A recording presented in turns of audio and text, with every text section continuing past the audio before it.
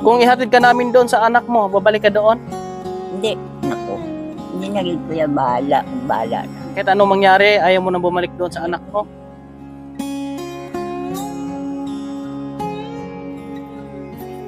Mga kababayan, magandang hapon.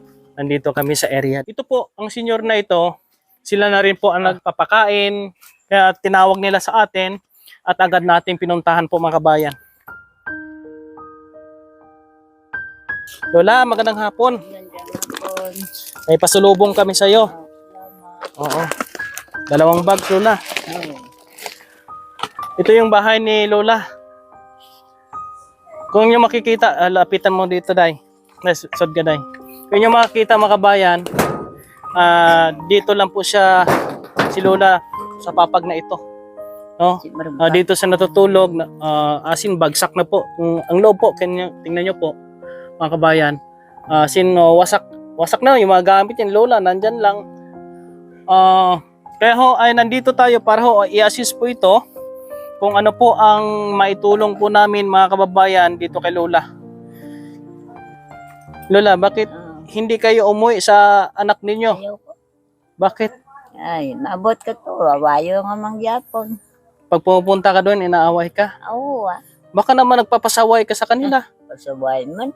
Muna niya yung edad ko, mapasaway pa ko. Kung ihatid ka namin doon sa anak mo, babalik ka doon? Hindi, naku. Hindi na rin kuya bahala na.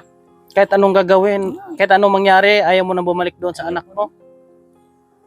Naman ko kan sa ila eh. Kaya kung gusto nila na, nga magpulit ako sa ila, pinsugat ako. Ay kita nga, munistasyon ko. Abay, kalalakat ko. Suwira na sila dito, bebe, pabalo na sila. Pinaalam na sila na Oo. ganitong sitwasyon mo dito. Mm. Baka naman po sa hirap ng buhay po, minsan talaga hindi magkakaintindihan. Ano bang sagot nila sa nagsugid sa ila? Nya, kadamo na sila, di praho nila na eh. Kapag kilala na, wala na sila pansakon. Yung mga kabayan, no? Si Lola ay ayaw na talagang umuwi doon sa poder ng kanyang mga anak at dito na lang daw sa area na ito. And Lola, ano ang pwedeng maibulig namin sa imo? Maitulong sa imo? Nanonood yung ating mga kaibigan. Hindi ko balan kung ano matulong niya sa akin. Kubra ko lang. Mapagawa itong bahay mo? Pero hindi naman ako, yan mo lang yun. Maliit lang, kubo Oo. lang. Ako lang isa eh. Paano kung pag nagawa na yung kubo mo, kukunin ka ng anak mo? Hindi naman na sila. Nakahambal na sila sa akin, tapos mawakan. Ano sila? Kapal ng mga mukha. Hindi na pwede. Pag masakit ko, gimpabalos na to, ay gani. Karo nga ayaw ng balay ko, pulit sila. Hindi na pwede yan. Hindi ka man galit sa mga anak mo? Hindi man. Sinanong kagalit ko sa ila, wala ko gani. Kaya tamarang ko bang gulo. Yan, nandito si Lola. Ayun ng may magulo po mga kababayan. Sa atin po mga kababayan, kung ano pong maitulong natin, tutulungan natin si nanay, si Lola. Ilang taon ka lang po, Lola? 78. Bata pa po kayo. But, Yung asawa po ninyo, saan po? patay na. Dugay. Matagal na. Tagal ng mga namatay. Hindi ka po ba nangarap na mag-asawa uli? Hindi na. Hindi na eh. Diyos ko. Nagyan mo ng tanan. Sa hiling mo na maayos yung bahay, yung kubo mo, o yung magawan ka ng malit na kubo dito, ay hindi man mangyari ngayon, bukas, sunod na araw, ipagdasal natin sa Panginoon na may ibang makatulong sa atin para magawa natin kaagad. Lola. Para hindi ka mabasa. Para mo lang pagdasal sa Panginoon na hindi ba? Papasalamat tayo sa mga kapitbahay mo dito na sinasakupo kanila, pinapakain kanila. Anong gusto mong sabihin sa kanila? Salamat. Ang pagkaon nila ko. Yung mga pagnikara nila sa akin, wala mang gamo. Ano sila? Hindi mo ka mag-anak? Hindi. Ibang tao? Galbis ko yan. Mga bisana man na sila. Hindi mo sila ka mag-anak. Pero sinakupo kanila. Oo. Dili man ko nag-ano sa ila. Mabait sila. Babait sila para sa magkapatid kami sila. Mga kababayan yan po, mga kababayan, no? Sa mga kaibigan natin, supportahan nyo po kami.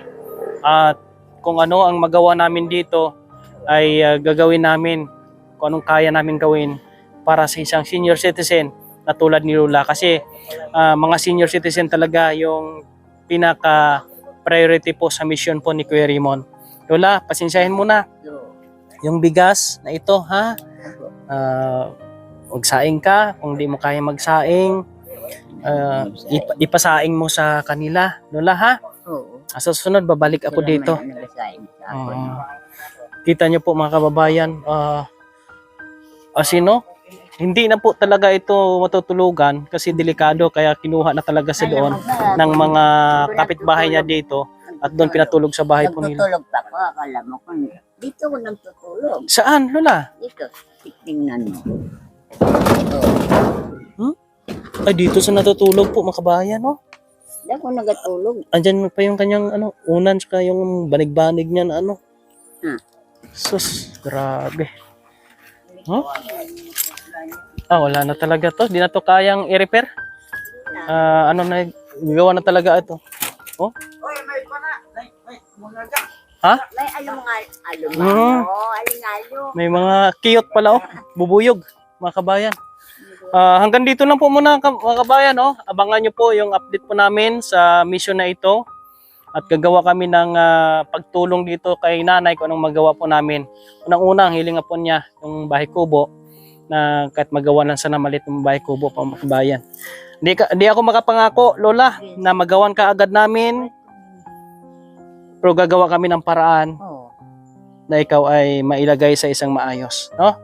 Kasi hindi man tayo habang buhay na sasandal tayo doon sa kapitbahay natin. May pamilya sila. Siyempre, mahihiya din tayo, no? Ay maganda na meron tayong sariling bahay. Sige, yun na lang, Lola. Sige, salamat. Ang bigas mo ano mo sa nagpapakain sa iyo, ha? Ipasaing ka doon. Ulam, wala tayong ulam, daming manok naman dito Hindi naman natin Wag na ipalaw sa may-ari. Yan po mga kabayan. Anong gustong sabihin mo pala doon sa mga anak mo? Makita nila itong video. Wala na. Ayoko na. Ayoko na pasalamat sila. Ako, pag nagalit ko sa anak ko, kahit kailan, wala na ko anak. Ako hindi ko nagagulo sa ila Huwag sila sa sa akong istorya. Pero sila naman, doon naglain ng boto sa ila sa mga istorya. Hindi lang nga malayo sa ako. Sanay naway magkaayos kayo. No, kasi nanay ka pa rin nila. Anak mo pa rin sila. Sa akin lang daw hindi lang kaya ako ginikana nila pero hindi ko magluon. Diba? Siya ko pag ginikanan, malod siya sa bata nga way kasalanan. Hindi ko yun. Yan sabi nga po ni Lola, ayaw niyang lumuhod sa anak niya na wala naman siyang kasalanan po mga kababayan. Thank you, Lola, ha. Mag-iingat ka dito. At Sige. nandyan naman yung mga kapitbahay mo na mag-aalaga sa iyo. Mga kabayan, maraming salamat. At sa mga kaibigan natin na nais mag-share ng blessing, tulong sa mission na ito, kontakin nyo lang si Kuya Raymond po mga kabayan. Mabuhay kayong lahat. And God bless. Shoutout sa ating mga followers, subscribers. At sa mga hindi pa nakasubscribe, paki-subscribe and follow ang ating page. At siyempre, sa ating mga sponsors, naway ay masuportahan nyo po ako dito sa mission na ito. Pakishare ang ating video po mga kabayan para ito sa ating mga kababayan na higit na ngailangan. Kung ano lang po ang kaya natin, yung gagawin natin. Ang video ay yun maging daan para may ibang makatulong din po sa kanila. Kung kaya lang po natin tumulong, na hindi natin kailangan ng ibang tulong, hindi natin magbibideo. Pero kailangan natin ng video po mga kabayan. God bless! Lagi niyong maaasahan